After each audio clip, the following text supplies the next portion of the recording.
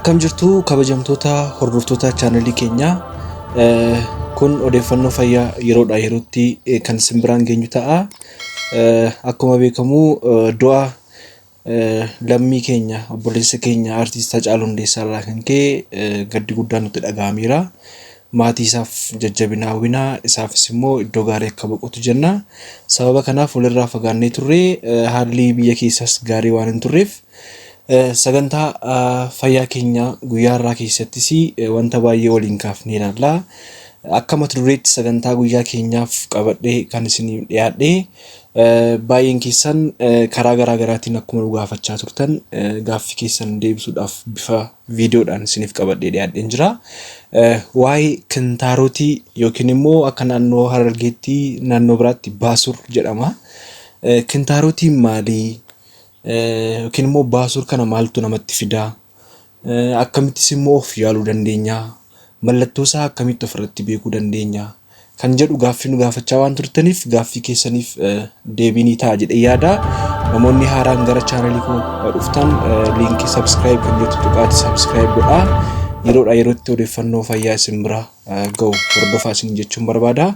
Mallattoo bilbilaa xiqqoonis battalumaa viidiyoon upload godhee isiniif galatti mallattoo isiniif kenna jechuudha.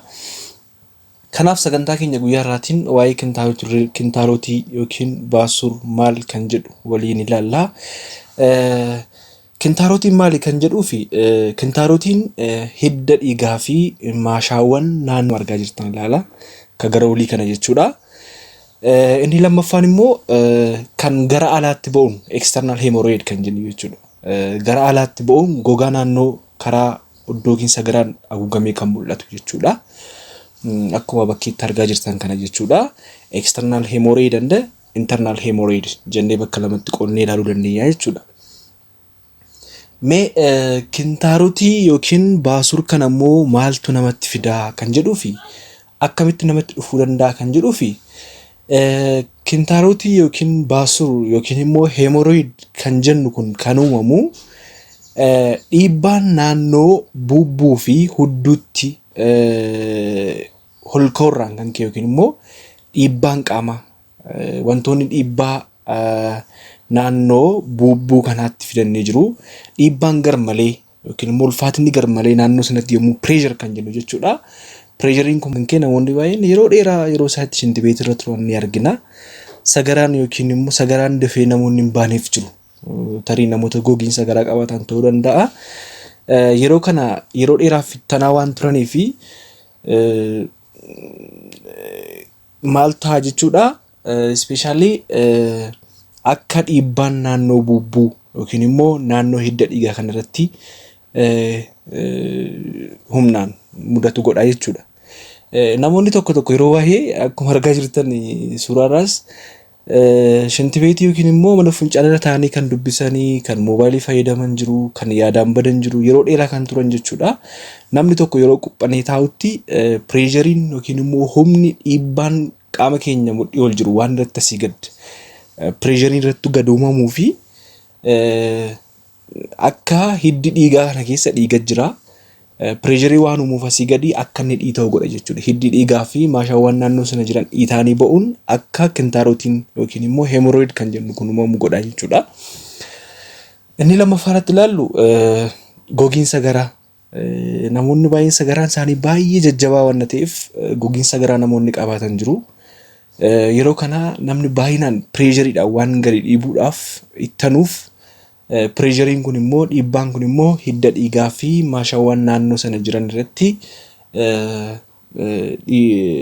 dhiibbaa geessisuun akka uumamu gochuu danda'a jechuudha. Kanaaf gogiinsa garaa kan jedhu yoo rabbi jedhee kutaa ittaan irratti qabadhee isiniif dhiyaadha. Inni kan biraa ulfaatina qaamaa garmalee. Akkuma beekamu ulfaatinni qaamaa garmalee yookiin immoo furdinni garmalee dhiibbaa yookiin pireesharii waan nurratti uumuudhaa fi irratti darbee koomoniidha baay'ata. Sababni isaas akkuma beekamu gadameessa keessa mucaa waan jiruuf pireesharii uumaa yookiin dhiibbaa waan uumuu fi hiddi dhiigaa naannoo sana jiran dhiita'uudhaan akka Kintaarotiin kun uumamu godha jechuudha. Inni kan biraa keessumaa nyaatawwan faayibarii hin qabne baay'inaan soorachuu. Gara xumuraatti nyaata faayibarii qaban kun maalidha kan jedhu itti dhufnaa. Nyaatawwan faayibarii hin qabne baay'inaan soorachuun kunis kanaaf nama saaxila. Keessaafuu namoota yeroo baay'ee cooma yookiin nyaata foonii qofa nyaatan baay'ee dhibee kanaaf ni saaxilamu jechuudha. Mee nyaata faayibarii hin qabne kan jedhu faayibarii qaban maal akka ta'e gara xumuraatti isiniif ibsuudhaaf nan yaala. Kan biraa immoo ulfaatina cimaa yeroo baay'ee ol kaasu yookiin meeshaa ulfaataa ta'e yeroo baay'ee namoota humnaan bulan ta'uu danda'a. Namoota humnaan bulan kana irratti baay'inaan ni baay'ata wanti kuni. Namni tokko yommuu wanta cimaa ol kaasutti pireesharii yookiin dhiibbaa waan irratti uumuuf dhibee kanaaf saaxilamuu ni danda'a jechuudha. Kanaaf in general karaa kanaatiin kintaarotii yookiin baasur kun namatti dhufuu danda'a jechuudha. Waan biraa miti namoonni baay'een sodaachuu hin qabdani yaalama.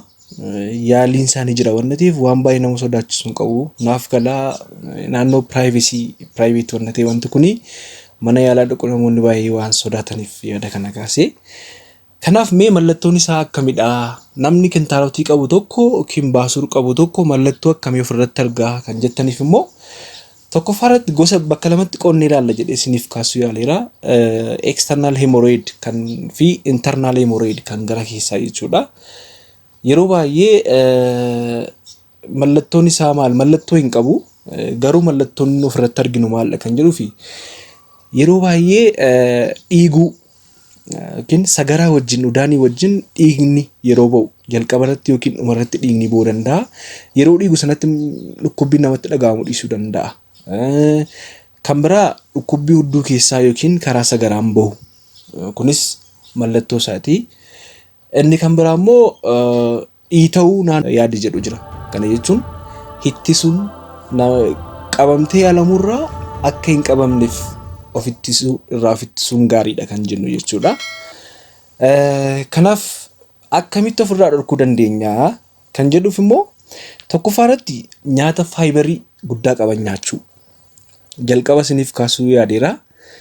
Nyaatawwan faayibarii guddaa qaban kanneen akka kuduraa fi fuduraa akkuma suuraa irratti argaa jirtan nyaatawwan callaa ta'an boqqolloo ta'uu danda'a like shumburaa fa'aa baaqelaa fa'aa kanaafis fayyadamuun gaariidha jechuudha. Nyaatawwan kunniin maal godhu sagaraan keenya akka lallaafan gochuun yeroo turtii mana fincaanii irra turru ni hir'isa jechuudha. Yeroo kunis immoo sagaraa laaffisuudhaan akka sagaraan dafee ba'u godha. Kana jechuun gogiinsa garaa nurraa dhowwaa jechuudha. Inni lammaffaarratti bishaan baay'inaan dhuguu. Yeroo baay'ee namoonni waqtiin kuni waqtii gannaati waan ta'eef namoonni baay'een bishaan dhuguu jaallatanii namni tokko bishaan burcuqqoo 6-8 dhuguu qaba. Bishaan dhuguun kunis immoo sagaraan laaffisuudhaan akka sagaraan hin goggonne godha. Maaliif sagaraan yommuu goggogutti namni tokko humnaan waan ittanuu fi pireeshariin yookiin dhiibbaan kun immoo irratti uumamuu danda'a jechuudha. Baay'ee ittanuu dhiisuu. Inni kan biraa akkuma miirri sagaraa deemu fakkeenyaan namni tokko mana fincaanii yookiin mana shintibeetii tuun naqin dura mallattoon mana fincaanii deemuu akkuma namatti dhaga'ameen deemuun gaariidha. Namoonni baay'een qabatanii turu. Yeroo kanatti sagaraan suni akka goggogu godha. Marrummaan furdaa keessa taa'ee akka goggogu waan godhuu fi gogiinsa garaaf waan nu saaxiluuf akka kintaarotii yookiin baasur kun uumamu godhaa jechuudha. Inni kan biraa inni shanaffaa sochii qaamaa gochuu yookiin immoo exercise. Sochii qaamaa gochuun kun akkamitti kintaarotii yookiin baasur nurraa ittisa kan jedhuu fi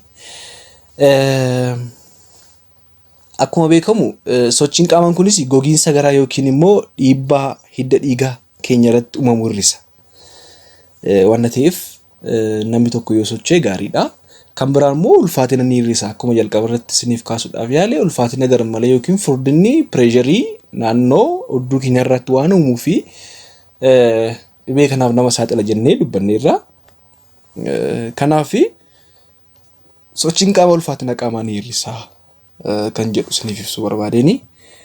Inni kan biraan immoo yeroo baay'ee taa'aa turuu yookiin immoo dhaabbachaa turuu dhiisuu.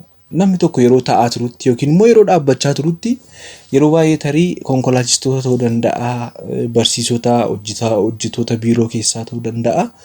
Yeroo dheeraadhaaf taa'aa turuun yookiin yeroo dheeraadhaaf dhaabbachaa turuun pireeshariin yookiin immoo dhiibbaan kun naannoo gara gaditti waan uumamuuf dhibee kanaaf nu saaxiluu danda'a jechuudha. In general waa'ee kintaarotii kana fakkaata. Mee yaalli isaa maali kan jedhuu fi gabaabsee dubbachuudhaaf sadarkaa qaba. Kintaarotiin sadarkaa afuriin ka'uu dandeenya. Ofirraa ittisuu dandeenya kan jedhu isiniif ibsuun barbaada.